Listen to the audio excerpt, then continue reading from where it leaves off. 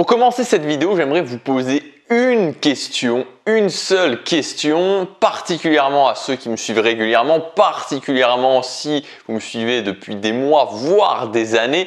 Quelle est la valeur numéro 1 que je défends sur cette chaîne? Quelle est la valeur numéro 1 que je défends sur cette chaîne? Alors, je vous laisse réfléchir. Je pense que pas mal d'entre vous ont déjà trouvé. Et je le répète chaque jour justement, ma valeur numéro 1, c'est que chaque jour compte. Chaque jour a une importance capitale. Ce qui compte, c'est pas de bien faire les choses. Ce qui compte, c'est d'être endurant. Ce qui compte, c'est d'être régulier. Ce qui compte, c'est de continuer sur la longueur. Comment j'en suis arrivé là? Vous savez, en 2014, j'ai vécu, alors que je pensais m'en être sorti, en 2013-2014, j'ai vécu une expérience que je déteste, c'est cette expérience de se retrouver piégé dans sa vie, d'avoir une vie dont on n'est pas satisfait, d'avoir une vie qui ne nous emmène pas là où on veut. Et je me suis retrouvé dans cette situation. J'avais l'un de mes projets principaux, un projet musical qui avait énormément de sens pour moi, qui s'est arrêté en 2013. Je travaillais dans un fast-food, ça n'avait plus de sens pour moi. Du coup, c'était alimentaire avant, mais là, à ce moment-là, ça n'avait plus de sens. Je n'arrivais pas à atteindre mes objectifs. J'avais l'impression que tous les objectifs que j'avais, je stagnais. Alors, j'utilisais des techniques assez douteuses. Par exemple, à ce moment-là, j'avais cette envie d'aller m'installer en Suède et je m'étais dit, ok, je vais apprendre le suédois. Et par exemple, une des choses la façon dont je voyais les choses, c'était de me dire, ok, ce que je vais faire, c'est que je vais travailler tous les jours, 5 heures par jour le suédois, et comme ça, dans 3 mois, je parlerai suédois couramment. Donc j'avais tout un tas de choses, d'idées, même pas de technique, une vision des choses qui ne me permettait pas d'atteindre mes objectifs. Je commençais, j'arrêtais, je commençais, j'arrêtais. Et finalement, au bout du bout, au plus grand creux de la vague, j'ai commencé à me dire, ok, il faut que je change. J'ai commencé à investir sur moi, j'ai commencé à me former, j'ai commencé à essayer de trouver des solutions. Et finalement, il y a une idée qui a commencé à arriver dans ma tête, une idée qu'ensuite j'ai mis en place et qui est devenue une philosophie de vie.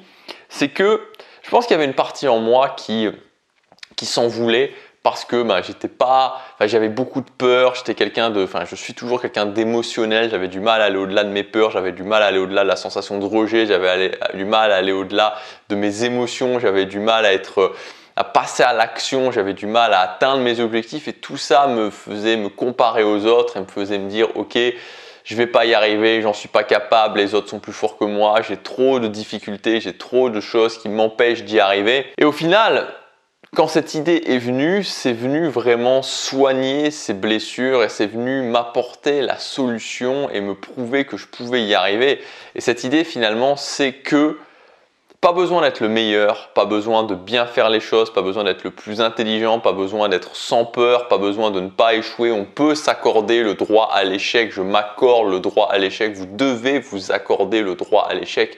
Ce qui compte avant tout, c'est de passer à l'action au quotidien, d'être régulier et de faire en sorte que chaque jour, j'avance vers ce qui est important. Et à ce moment-là, tout s'éclaircit parce qu'il n'y a pas besoin de ne pas avoir de peur, il n'y a pas besoin d'éliminer toutes ces sensations désagréables. Tout ce qui compte, c'est chaque jour d'être présent. Chaque jour d'être présent par rapport à ce qu'on veut réussir dans la vie. Et si je suis présent chaque jour, si chaque jour je pose au moins une habitude, une action, si chaque jour je fais au moins quelque chose, alors la réussite de ce que je veux n'est plus qu'une question d'endurance, de persévérance et de temps. C'est ce que j'ai appris, c'est ce que j'ai mis en place, c'est ce qui m'a permis d'atteindre plein d'objectifs, notamment le fait de faire une vidéo tous les jours bientôt depuis 1000 jours. À partir du moment où vous comprenez l'importance de chaque journée, que vous faites en sorte que chaque jour compte, de prendre le contrôle de votre quotidien, alors vous allez réussir parce qu'il n'y a pas d'autre possibilité. Donc aujourd'hui, je voudrais vous parler pour conclure justement cette semaine sur la prise de contrôle du quotidien. Il y a plusieurs éléments, il y a plusieurs briques que vous pouvez poser comme ça pour prendre le contrôle de votre quotidien. Et on a parlé cette semaine de l'organisation. Donc c'est le dernier jour aussi, je vous le rappelle, pour accéder à ma formation, le générateur de planning, où on met en place une toute nouvelle organisation innovante qui va vous permettre de supporter ce que vous voulez dans la vie, d'atteindre vos objectifs et d'avancer chaque semaine vers ce qui est important pour vous, de faire en sorte justement que chaque journée compte. Alors dans cette vidéo, je voudrais vous donner un plan d'action précis qui va vous permettre justement de changer votre organisation et de faire en sorte que une nouvelle organisation vous permette de poser une nouvelle brique pour justement prendre le contrôle de votre quotidien et faire en sorte que ce soit vous qui contrôlez votre quotidien et non pas que ce soit votre quotidien qui vous contrôle. La première chose, c'est tout simplement de se demander c'est quoi vos problèmes en termes d'organisation? C'est-à-dire que si aujourd'hui vous dites ok, j'avance pas en termes d'organisation, j'avance pas comme je voudrais, là on est en septembre, on est très prochainement en septembre, c'est la rentrée. Si vous dites ok, il y a les 2/3 de l'année qui sont passés, bientôt les 3/4 de l'année qui sont passés et que cette année j'ai rien fait de ce que je voulais, alors à ce moment-là, il faut se demander pourquoi. Ok, j'ai un problème d'organisation, mais c'est quoi le problème en termes d'organisation? Quel est votre problème en termes d'organisation? La première chose, c'est d'identifier le problème, de savoir ce qui ne fonctionne pas, sinon vous ne pouvez pas le solutionner. Donc vous dire, ok, est-ce que au niveau de l'organisation, j'ai un problème de clarté? Donc un problème de clarté parce que je ne sais pas ce que je veux vraiment. C'est-à-dire que je vais tenter quelque chose, mais au final, je ne sais pas si c'est vraiment ce que je veux. Ou alors, je ne sais pas quelles sont mes priorités. Je me retrouve toujours dans des conflits de valeurs parce que je veux faire ça, et puis je veux faire ça, et puis je veux faire ça, et je ne sais pas qu'est-ce qu'il faut que je choisisse? Est-ce que votre problème, c'est une question de temps, c'est-à-dire de vous sentir étouffé par votre organisation parce que vous avez trop de choses à faire? Est-ce que votre problème, c'est une question d'imprévu, d'avoir l'impression qu'il y a toujours des éléments qui sont en dehors de votre contrôle et qui viennent vous mettre des bâtons dans les roues? Donc la première chose, c'est d'isoler les problèmes. Quels sont les problèmes qui vous empêchent de mettre en place une organisation efficace? Ensuite, il faut partir de la base. C'est-à-dire, moi, je reviens toujours à ça en termes d'organisation. C'est le deuxième point. Quelle est la base? Quelle est la base de mon organisation? Et vous pouvez la définir sur 3 choses: mes obligations, mes objectifs, mes choix. Mes obligations, c'est ok, quelles sont mes obligations? Quelles sont les choses que je dois absolument faire? Parce que si je ne les fais pas, je vais avoir un problème. Si je ne vais pas travailler, je ne vais pas gagner d'argent, je ne vais pas pouvoir vivre. Donc ok, mes obligations, c'est la base numéro 1. La base numéro 2, c'est mes objectifs. Quels sont mes objectifs? Qu'est-ce que je veux atteindre? Numéro 2. Et enfin, troisièmement, c'est les choix. C'est-à-dire, quelles sont les activités supplémentaires que je vais faire et que je choisis de faire. Par exemple, les loisirs, par exemple, le social, c'est des activités de choix. Une fois que vous avez ça, une fois que vous avez cette base, la troisième étape, ça va être de simplifier au maximum. C'est un petit peu comme les habitudes. Moi, les habitudes, je dis toujours, il faut commencer petit et on augmente ensuite. L'organisation, c'est la même chose. On simplifie un maximum pour avoir l'impression d'avoir de l'air dans son organisation, d'avoir pas l'impression d'être étouffé par son organisation et ensuite, on va augmenter. Donc, je vais commencer par simplifier mes obligations. Il y a toujours moyen de simplifier ses obligations. Très souvent, on se met plein de choses dans la case obligations, mais ce n'est pas vraiment des obligations. Donc, je simplifie au maximum mes obligations. Pareil pour les objectifs, je simplifie mes objectifs, j'en mets moins. Ça ne sert à rien d'avoir 3, 4, 5, 6, 7, 8 objectifs dans l'année si sur les 8 objectifs, j'en réussis aucun. Donc, il vaut mieux avoir 2 objectifs clairs, où il va y avoir plusieurs habitudes à mettre en place et que je commence à pilonner ces objectifs et que ces objectifs, je les réalise et qu'à la fin de l'année, ok, boum, je valide que ces objectifs ont été réalisés. Donc, je simplifie mes objectifs. Et ensuite, je simplifie aussi les choix que je fais, je simplifie aussi les loisirs que je fais. Il y a combien de personnes qui finalement se retrouvent devant la télé complètement zombifiées ou se retrouvent devant YouTube ou Facebook complètement zombifiées en faisant finalement des activités qui sont censées les détendre, qui sont censées leur apporter du plaisir, mais qui ne leur apportent pas du plaisir, simplement l'impression de ne pas faire ce qui est important pour eux.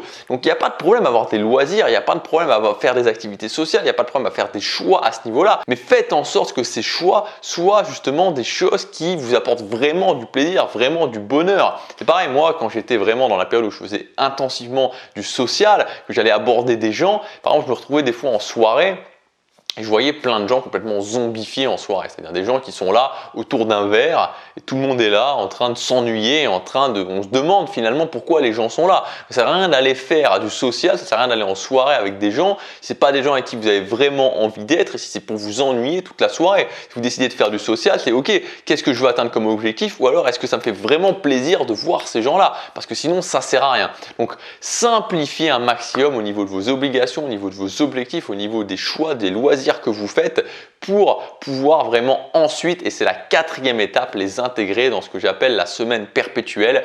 Une bonne organisation et une organisation qui revient toujours en boucle. Donc vous allez faire un planning par rapport à une semaine et ces activités-là, vous allez les intégrer dans une semaine.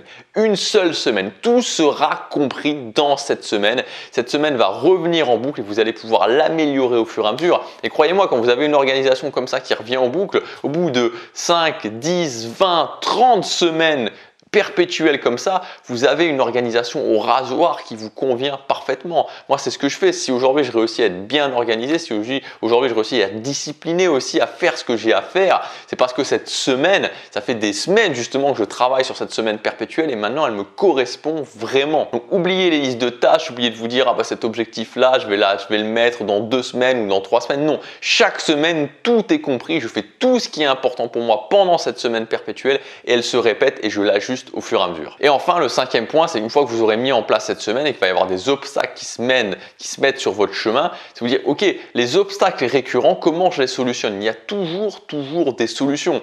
Je prends l'exemple des imprévus, les gens me parlent souvent des imprévus. Voilà, oui, j'aimerais bien faire mon organisation, mais j'ai des imprévus. J'ai mon patron qui me donne trop de boulot, par exemple. Mais votre patron qui vous donne trop de boulot, est-ce que c'est vraiment un imprévu ou est-ce qu'il vous donne trop de boulot régulièrement? Mais si vous donne trop de boulot régulièrement, bah, c'est plus un imprévu. Pour moi, un imprévu, c'est ma maison qui explose. Voilà, je vous le souhaite pas, je me le souhaite pas. Ma maison qui explose, oui, là, c'est un imprévu. Je rentre chez moi et boum, il n'y a plus de maison parce qu'elle a explosé. C'est un imprévu. Mais si j'avais un patron, mon patron qui me donne trop de boulot régulièrement, c'est pas un imprévu. Mes horaires qui changent tout le temps parce que je travaille dans un fast-food, c'est pas un imprévu, ça. C'est quelque chose que justement, je peux prévoir. Ça revient tout le temps. Mes enfants qui sont malades, c'est pas un imprévu. Si mes enfants sont malades régulièrement, bah finalement, est-ce que je peux pas me dire, ok, qu'est-ce que je fais dans le cas où mes enfants sont malades? Donc, il y a toujours des solutions aux problèmes récurrents. Il y a toujours des solutions qu'on peut ensuite automatiser au niveau des obstacles, au niveau des choses qui s'opposent à nous. Voilà. Gardez en tête qu'une bonne organisation, c'est une organisation qui se répète. Donc, partez de la base, simplifiez un maximum, mettez vraiment l'essentiel, mettez des priorités, mettez des choix, intégrez-les dans une semaine de base. Cette semaine de base, elle va se répéter, vous allez l'ajuster au fur et à mesure et vous verrez que ça fera toute la différence en termes d'organisation et que vous deviendrez de plus en plus efficace, même si j'aime pas ce mot d'efficacité. En tout cas, vous deviendrez de plus en plus, vous allez de plus en plus contrôler votre quotidien, vous allez de plus en plus au niveau de la brique de l'organisation faire en sorte que chaque journée compte.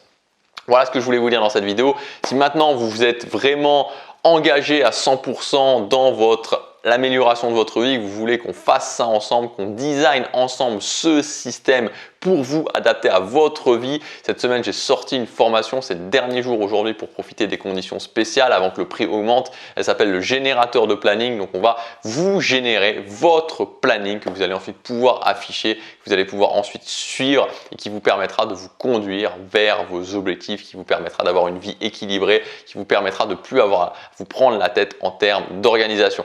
Cette formation est disponible dans le premier lien dans la description. C'est valable jusque ce soir minuit. Ensuite, le prix augmente. Vous pourrez toujours y accéder, mais vous pourrez y accéder avec 150 € de plus, il me semble.